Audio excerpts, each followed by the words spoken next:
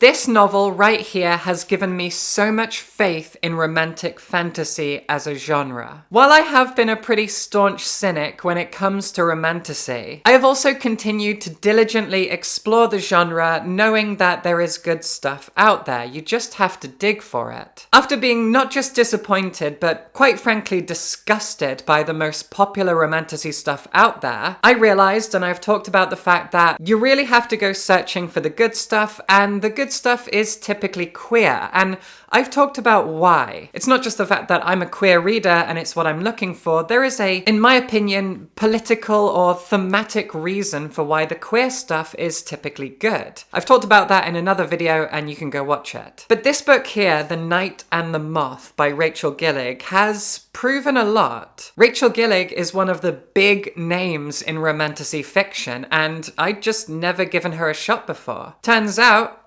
she's good. She's really good. This is a popular, straight, romantic fantasy book that is really, really good. This makes my job a lot easier. Sometimes the popular stuff is good. Who knew? Now, The Knight and the Moth is being marketed as a gothic romantasy, and as a big fan of gothic fiction, I have to push back against that a little bit because it's very easy to take the aesthetics of the gothic genre and then say something is gothic because it has those aesthetics, but that's not true. Thematically speaking, there are no gothic trappings in this book. It just has a very stereotypically gothic aesthetic. What this actually is, in terms of its themes, its story, its characters, pretty much everything. It's a dark fairy tale. And it's a really, really solid one. It feels a little bit like a T. Kingfisher novel. Maybe not quite at her level because she's one of the greats, but it has a lot of the DNA of her books. If you like T. Kingfisher, you're probably going to enjoy this book. So what's it about? But first, this video is sponsored by Serious Readers. This, my friends, is my Serious Light from Serious Readers. I've had her for quite a long time at this point, and I use her every single day to read every single book I ever pick up. She sits in the corner of the living room next to the sofa, and I honestly can't read without her at this point. As someone who's been getting back into comic books in a really big way, and as someone who lives in Scotland where daylight is a treasured commodity, which I'm honestly relieved by because I like the cold, I am not a fan of the heat. I don't know as a reader how I would survive without my Serious Light at this point. Serious Lights come with an adjustable beam, they come with a dimmer switch on the back of the neck. This floor lamp model is almost as tall as I am, and I'm 5'8", 5'9", something like that. Actually, if I stand her up, yeah. We could go on a date. Anyway, the head, handle, and neck are customizable. You can see that the head that I've chosen is this matte black finish, and the neck, which is completely opposable, is brass. And it's stunning. She has such a lovely aesthetic. I love my Serious Light. I use her every single day. I don't know what I'd do without her. I would be lost without her. So, click the link in the description and use the offer code WILLOW to get £150 off your own Serious Light. Thank you so much to Serious Readers for sponsoring this video. You guys do incredible work. Serious Lights are amazing. I cannot recommend one of these enough. Now, where were we? The story of The Knight and the Moth begins in a great cathedral on a tor, or rocky hill. This cathedral, called Ashling, is special. It's run by an abbess. And beneath that abbess are 6 fortune tellers. 6 women who are all nameless, simply referred to by their numbers 1 to 6. And our protagonist is number 6, kind of like Battlestar Galactica. These women are effectively indentured servants to this cathedral. They must serve 10 years as fortune tellers. And the way that fortune telling works is they must be drowned in the special waters of the cathedral. As they are drowned by the abbess, they enter a dreamlike state and have visions pertaining to the gods and the people whose fortunes they are telling. That is what they do for 10 years before they are released out into the world. Our protagonist, Sybil, or Six, as she's known for most of the book, has no memory of her time before these 10 years, and the 10 years are nearly up. But when we meet Sybil, right at the end of her servitude, a brand new king is arriving at the cathedral with a retinue of knights to have his fortune told. This king is only 17 years old, and the position of king within this kingdom is really, really interesting because it's not what you'd expect at all. This whole place is pretty politically unique when it comes to romantasy or any fantasy story. And at first, I'll be honest, the way that it reveals itself made me a little bit nervous because one of the main problems that I have with the most popular romantasy fiction, A Court of Thorns and Roses, Fourth Wing, When the Moon Hatched, Quicksilver, these 4 books that I've talked about and made fun of over and over again. A big problem with these most popular books is that there is no consistent world building. These worlds are paper thin. As I've said before, they are cardboard cutouts on a stage that are ready to just fall over at any point. There is no depth. There is no lore and history. There is no vibrancy or colour or breadth to this world.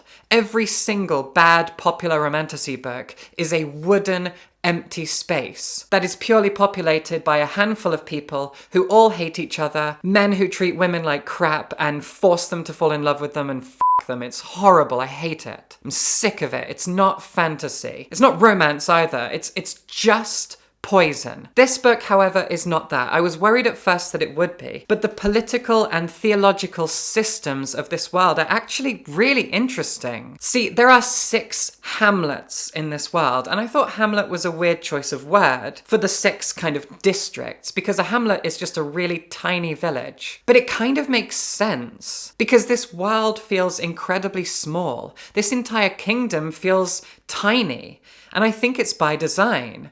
These hamlets are in fact cities, castles, biomes almost, but they're referred to as hamlets, and it really does feel like a claustrophobic space. We get a little bit of information about distance between areas, and these distances are not big. There's like 10 miles between each hamlet. That's not a lot of distance. So in that way, it's kind of fascinating, and it gets more fascinating when you learn about the gods and the history and the folklore of this place, because all of that stuff is kind of new, although maybe not to Americans. But you know how the US is really, really young as a country? It's kind of the same here.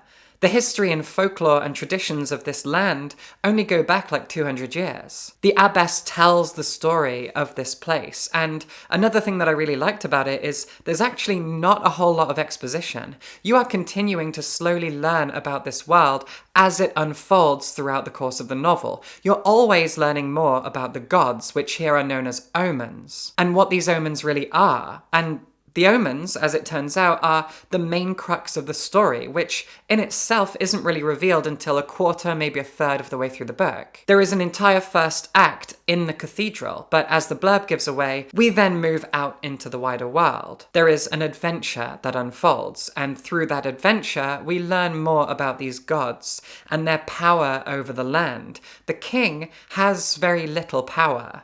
It is a source of tradition, but nobody seems to really care about the king. This is not a person who gets worshipped. This is a guy who insists on being called Benji. He has a retinue of knights, and him and his knights basically come across as like a gang of soldiers. Or mercenaries, even. They're just like a roving gang who wander around. He doesn't really have a throne and people to look up to him and turn to him for questions or to pay taxes to or anything like that. It's really interesting. The regality of the king just doesn't exist. But our love interest is one of these knights, a man called Rory who serves the king. And there's a bit of a mystery around Rory. And I'm not going to call it enemies to lovers because that term is massively overused and it's almost never true. It's just 2 people who maybe don't get along a little bit at the beginning and then they get along more and then they fall in love. And that's basically what you've got here. A knight who is distrustful of gods and magic and fortune-telling and all the things that Sybil does, or Six does. And Six herself thinks that he is arrogant and snarky and moody. It's kind of Pride and Prejudice-y. He has a bit of a Darcy thing going on. So you can see that I have a lot of respect for this book as a fantasy novel because the world building and the characters and the lore, it's all really well explored. It is a strong work of fantasy. It's not incredibly deep and nuanced. It doesn't have all of of the clockwork and machinations of more complex epic fantasy, but that's okay. You know, it's not Lord of the Rings, it's not Game of Thrones, but it doesn't have to be. It works for what it is. It's strong, it's solid. And again, it reminds me of T. Kingfisher. And it has so much of the DNA of a fairy tale. But what makes it a good romantasy, or a good romance, is obviously the two characters themselves and what they bring to the table, because a romance is about the characters. And these two characters are wonderful. One thing that kind of annoys me about the genre is that it often leans on first-person narratives. I find first-person in this context kind of awkward and a bit cringe sometimes, but after a while I didn't really notice it here. I let that go. So we get a first-person narrative from Sybil's perspective, and she's charming, she's sweet, she's very cynical, she's clever, she's self-reliant to a point, or at least she learns to be. She has a bit of an arc, not a massive one, but she learns about the world and she has to change her perspective on what she thought she understands, and the way that she handles this and goes about her life and moves forward with time, it's satisfying. But Rory, her love interest, is the thing that I am most proud of and relieved about when it comes to the Knight and the Moth. Because he's not a toxic man. At no point are the words males and females used in this world. These are all people. They are given that level of respect at least, but it keeps going. Rory is an interesting character, and I think Rachel Gillig has really tried her best to present him as a knight should be, in the idealized sense. He is chivalrous, he is kind. But because he's not your typical knight, and there's a glint in his eye and a hardness to him, he's also a bit roguish, he's got a sharp, forked tongue. He and Sybil have some fantastic banter, they're very acidic towards each other, but you see this kindness to him at his core. He is caring, he is devoted. He's a knight with real personality, but also a code, a personal code that he adheres to. And I really admired that. And so as he and Sybil go from people who don't like each other to reluctant friends to something more, it's wonderfully refreshing to see two people on equal footing come together and make something work, and you feel actual friction and the sparks that fly as a result of that friction, and thus chemistry is actually born. So much of the shittest romantasy fiction doesn't know the meaning of chemistry. There is no chemistry between a cruel, toxic, conservative kidnapper and the woman whose agency and willpower is stolen so that she can become his toy, and women with a patriarchy kink can get off on it. I'm sick of it. I'm absolutely fucking sick of it. This book doesn't have that. This is chemistry. This is romance. And yeah, there are spicy things in here. There's a good amount of fucking. I'm happy to see it. I love fucking. I'm a big fan, and I'm good at it. What am I